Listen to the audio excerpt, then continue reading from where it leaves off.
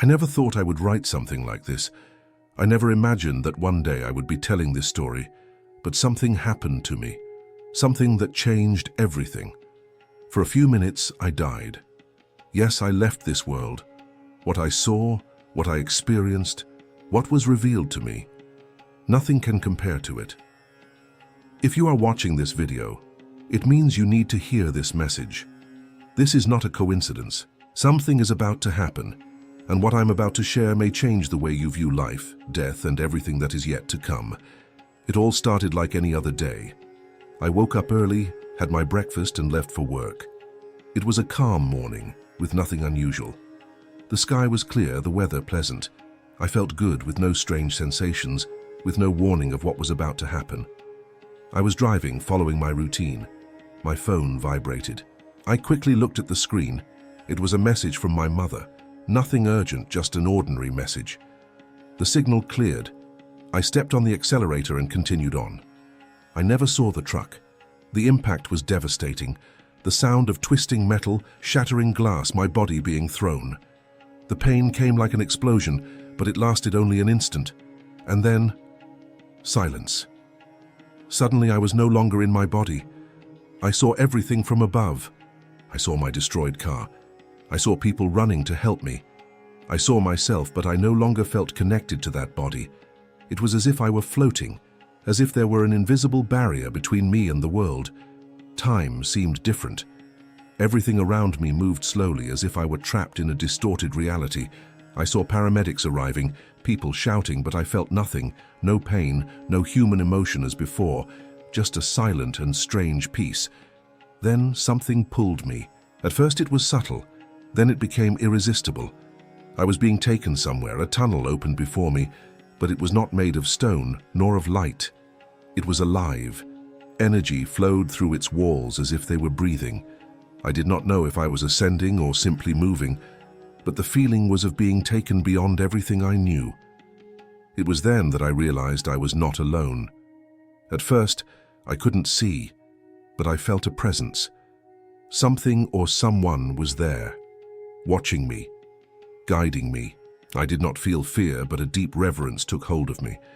It was as if I were in the presence of something infinitely greater than myself. Then the tunnel opened and before me emerged a light. But it was not an ordinary light. It was conscious, alive. It pulsed, it moved, enveloping me with a presence I had never felt before. I was drawn to it, but at the same time I felt something different, something dark. Behind me there was a darkness that was not merely an absence of light. It was something active, present. I felt it trying to reach me, trying to hold me. But then a voice spoke. "Keep moving forward." At that very moment, the darkness receded. I obeyed. As I approached the light, something began to change within me. It was as if memories were being awakened, but they were not mine. It was a profound knowledge, something that had always been there, but that I had never noticed. It was then that I saw them. They were beings. At first, just shadows within the light. Then their forms became more distinct. They were unlike anything I had ever imagined. They were not human, but they were also not terrifying. They exuded something that I can only describe as purity. And then I saw the world, but not as we see it. I saw layers, hidden dimensions. I saw battles happening all around us, not physical but spiritual. I saw that every choice, every thought, every prayer carried a weight much greater than we can imagine. The light around me began to vibrate, as if it were preparing me for something greater. Then a vision appeared before me. I saw the future.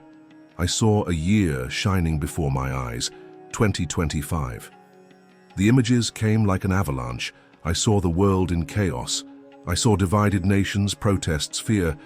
I saw spiritual forces fighting in the unseen, influencing governments, shaping decisions that would change the destiny of millions. Then one figure stood out. A man. Someone who had once been in power and who would return. But his return was not just a political event. It was a spiritual milestone. A battle was at stake, something much greater than people could comprehend. The voice spoke again. Time is running out. They need to know. My heart raced. I understood at that moment. I was not there just to see. I was there to understand and to warn. The light around me intensified. The images became faster, more intense. I saw churches full of faith, but also churches empty, corrupted by indifference. I saw people awakening, others succumbing to fear. I saw that everything was at stake. Then, suddenly, I felt a strong pull. The light began to recede. I tried to hold on, tried to stay, but it was as if something was pulling me back to earth. A jolt. I was back. My eyes opened with difficulty. The white ceiling of a hospital, the sounds of machines beeping, muffled voices. I tried to move, but my body was weak. Someone beside me shouted, "He's back!" What had been seconds on the other side seemed like an eternity, but I knew I had returned for a reason. My body was here, but my spirit would never be the same again. The days following my return were a whirlwind. Doctors and nurses came in and out of my room, checking my vital signs, murmuring among themselves. They didn't understand. They couldn't explain how someone who had been clinically dead for several minutes could simply wake up. But I knew. I had returned for a reason. The memories of what I saw wouldn't leave my mind. They were etched inside me like marks of fire. I tried to ignore them, tried to convince myself that I could go on with life as before. But it wasn't possible. On that first night in the hospital, I dreamt, or at least I thought it was a dream. I was back in that place of light, in the presence of Jesus. His gaze was intense, but full of love. He didn't need to speak for me to understand. I knew that I could not keep what I had seen to myself. Then his voice echoed within me. "Speak. Time is short." I woke up sweating cold. My mind was agitated. I knew I had to tell the world what I had seen. But how? Who would believe me? Fear consumed me for days. I wondered, what if no one took me seriously? What if they called me crazy?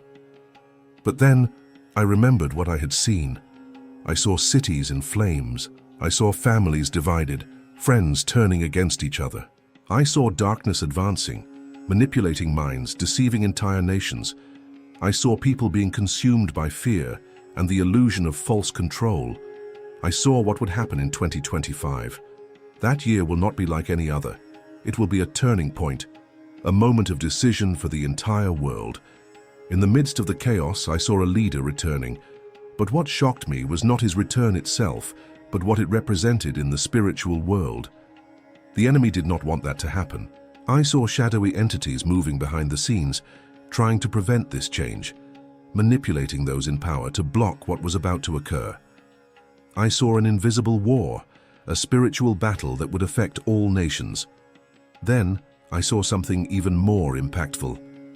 I saw that the prayers of God's people were holding back the darkness.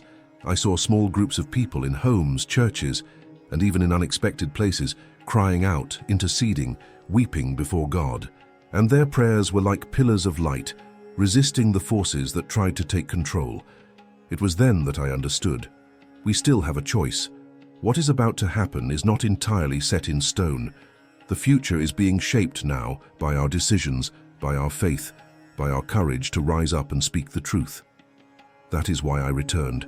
That is why I am here, speaking with you now. Because time is running out. Since I woke up in the hospital, I have felt a weight in my heart. Most people are sleeping, distracted, deluded by the world around them. They do not realize that the earth is already shaking, that the signs are everywhere. And the worst, many within the churches are not seeing either. When Jesus showed me the churches, I saw that many of them were already spiritually empty. They still had services, they still had music, they still had preachers on the pulpit. But the presence of God was no longer there. I saw pastors compromising the truth to please the crowds. I saw congregations entertained but not transformed. I saw people who thought they were steadfast, but who, at the time of trial, would crumble because their roots were shallow. It broke my heart. But I also saw something else.